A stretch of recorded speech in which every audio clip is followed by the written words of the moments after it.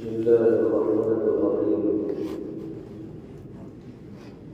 نحمده ونصلي على رسوله الكريم. أما بعد، مضمون یہ چل رہا تھا کہ اللہ کے مشائخ اور صوفیاء کرام اپنے متوسلین و مسترشدین اور عوام الناس کو جن بنیادی امور کی جانب متوجہ فرماتے ہیں وہ 5 ہیں، اور یہ 5 باتیں وہ ہیں کہ جن کی ہدایت اللہ رب العزت والجلال نے قرآن پاک میں بھی فرمائی ہے، اور سرکار عالم جناب محمد رسول اللہ صلی اللہ علیہ وسلم نے احادیث طیبہ میں بھی فرمائی ہے۔ سب سے پہلی بات، لوگوں کے دلوں میں اللہ کی محبت پیدا کرنے کی فکر اور کوشش کی جاتی ہے۔ اہل اللہ اپنی صحبت کے ذریعے، تربیت کے ذریعے اللہ کی معرفت کا نور لوگوں کے دلوں میں پیدا کرنے کی فکر کرتے ہیں۔ دوسری چیز، نبی کریم علیہ السلام کی اطاعت اور آپ کے اسوہ حسنہ کی اتباع و پیروی، کیونکہ پیغمبر علیہ السلام کے اسوہ حسنہ کی اتباع کے بغیر اللہ رب العزت والجلال کی محبت بھی انسان کو حاصل نہیں ہو سکتی۔ اور تیسری چیز جس پر محنت کرائی جاتی ہے وہ نفس کو رذائل سے پاک کرنا ہے اور فضائل سے آراستہ کرنا ہے، یعنی گناہوں کے سلسلے میں تنفر کے جذبات دلوں کے اندر پیدا کرنے ہیں، اور شریعت و سنت کے تقاضوں پر عمل کرنے کی رغبت لوگوں کو دلانی ہے۔ اور یہی ساری کی ساری محنتوں کا خلاصہ اور نچوڑ ہے۔ یہاں تک فرمایا گیا کہ ارکان 4 یعنی نماز، روزہ، زکوٰۃ، حج، ان اہم عبادات کا بھی بنیادی مقصد یہی ہے کہ دل صاف ہو جائے، تصفیہ قلب انسان کو حاصل ہو جائے، رذائل سے اس کا دل پاک ہو جائے اور فضائل سے آراستہ ہو جائے۔ تو 3 چیزیں جو یہ ہو گئی جن کا بیان آپ حضرات کے سامنے ہو چکا ہے۔ نمبر 1 اللہ کی محبت، نمبر 2 رسول خدا صلی اللہ علیہ وسلم کی اطاعت اور آپ کے اسوے کی اتباع و پیروی، نمبر 3 گناہوں سے اپنے آپ کو بچانا اور اوصاف حمیدہ کا حامل ہونا۔ چوتھی چیز جس پر محنت صوفیہ کی جانب سے کرائی جاتی ہے اور جس کی تاکید و تلقین اللہ اور اس کے رسول صلی اللہ علیہ وسلم نے بھی فرمائی ہے، وہ برداشت اور رواداری ہے۔ ایک مومن کی زندگی کا یہ خاصہ ہونا چاہیے کہ وہ مخالفتوں کا سامنا کرتے ہوئے مشتعل نہ ہو جائے، غصے میں بے قابو نہ ہو جائے، بلکہ اپنے نفس پر کنٹرول رکھنے والا ہو، غصے کو ضبط کرنے والا ہو، غصے کو پینے والا ہو، اور سب کے ساتھ رواداری کا، وفاداری کا، ہمدردی کا اور خیر خواہی کا مظاہرہ کرنا ہے۔ چنانچہ صوفیاء کرام کا یہ شیوا رہا ہے کہ وہ اپنے اور پرائے، مسلم اور غیر مسلم، نیک اور بد، موافق اور مخالف، سب کے ساتھ برداشت، رواداری اور حسن سلوک کا مظاہرہ کرتے ہیں، اور اپنے معتقدین کو بھی اسی چیز کا درس دیتے ہیں۔ چنانچہ حضرت حسن بصری رحمہ اللہ کے بارے میں منقول ہے کہ انہیں کچھ لوگوں نے بتایا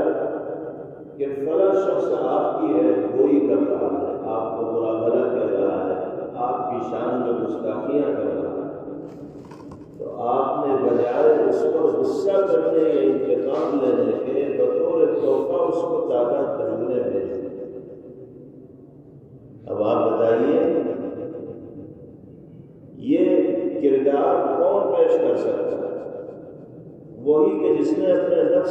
مار دیا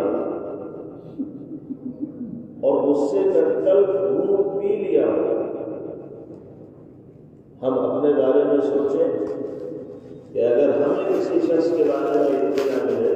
کہ وہ ہماری جڑیں کاٹنے کی کوشش کر رہا ہے، فلاں سے ہماری برائی کرتا ہے، فلاں جگہ ہمیں نقصان پہنچانے کی فکر کرتا ہے، تو ہمارے دل میں کیا جذبات پیدا ہوگا کہ ایسا سبب اس کو سکھاؤں گا کہ دن میں تارے دکھائی دیں، یہ بھی بھول جائے گا میری مخالفت، موقع کی تلاش میں رہیں گے اور جہاں موقع مناسب ملے گا تو دل کھول کر انتقام اور بدلہ لے، لیکن یہ مزاج اسلامی مزاج نہیں ہے، یہ شیوا نبوی شیوا نہیں ہے، یہ طریقہ ایمان والوں کا نہیں ہے۔ اسلامی مزاج وہ ہے جس کی ترجمانی حضرت حسن بصری رحمہ اللہ نے فرمائی ہے۔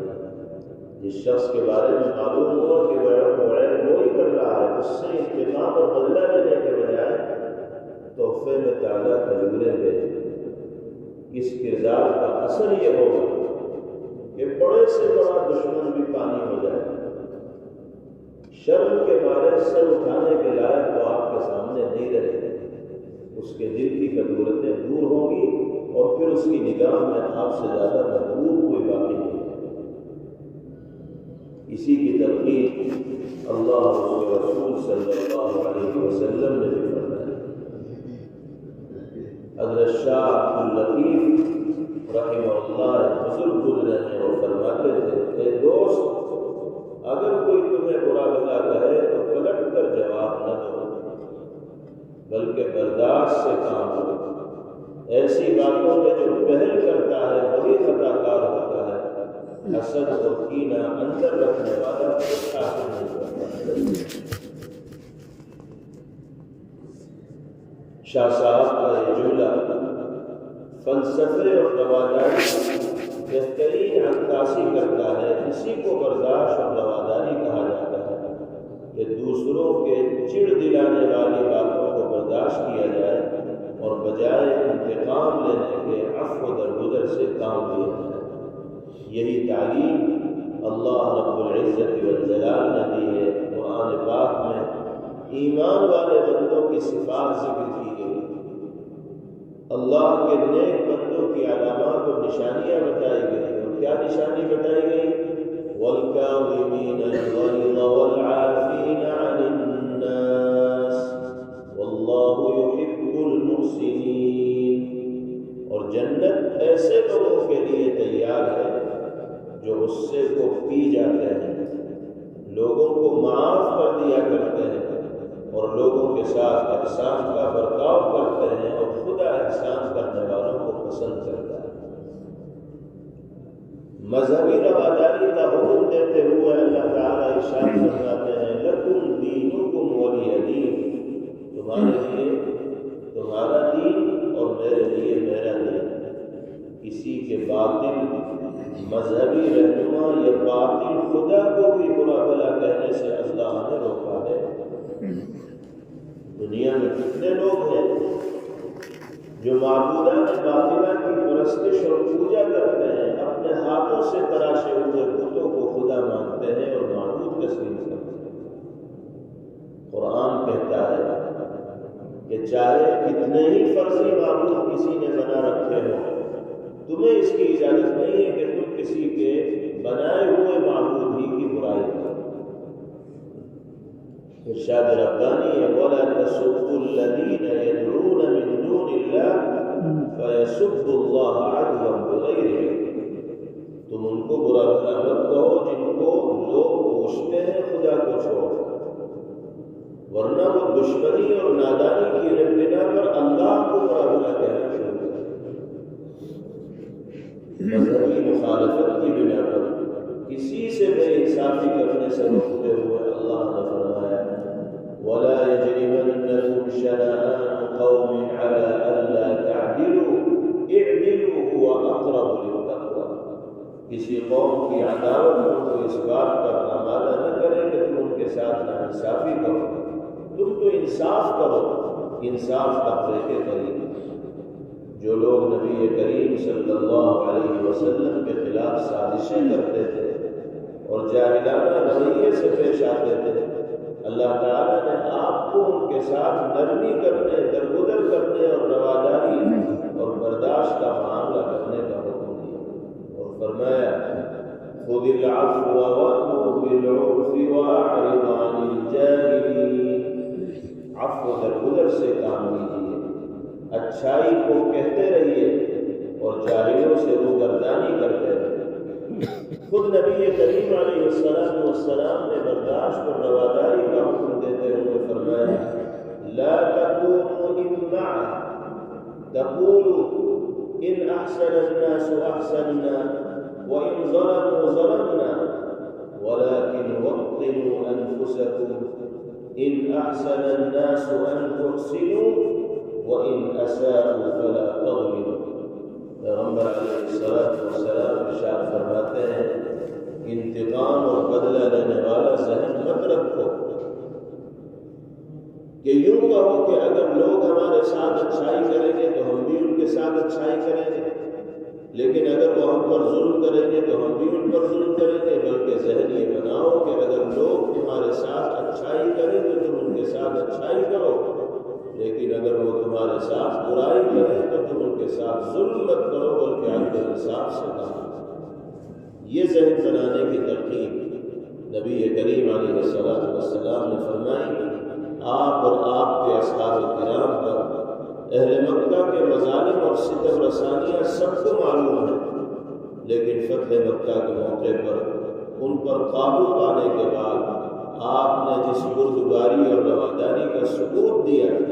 انسانی تاریخ میں اس کی مثال نہیں ہے۔ چنانچہ آپ نے بیت اللہ کے سامنے کھڑے ہو کر عام معافی کا اعلان کرتے ہوئے فرمایا لا تثریب علیکم اليوم اذهبوا فانتم الطلقاء، تم پر کچھ الزام نہیں، جاؤ تم سب آزاد۔ اس سے صاف ظاہر ہے کہ صوفیاء کرام کا تحمل اور رواداری کو اپنانا یا اس کی تعلیم دینا یہ سراسر قرآن و سنت سے ماخوذ ہے۔ اللہ تعالیٰ ہم سب کو بھی اس صفت کو اختیار کرنے کی توفیق نصیب فرمائے۔ وصلی اللہ تعالی علی خیر خلقہ محمد وآلہ وصحبہ اجمعین۔ Thanks for watching. Don't forget to like, comment, share and subscribe to Al Wahid channel.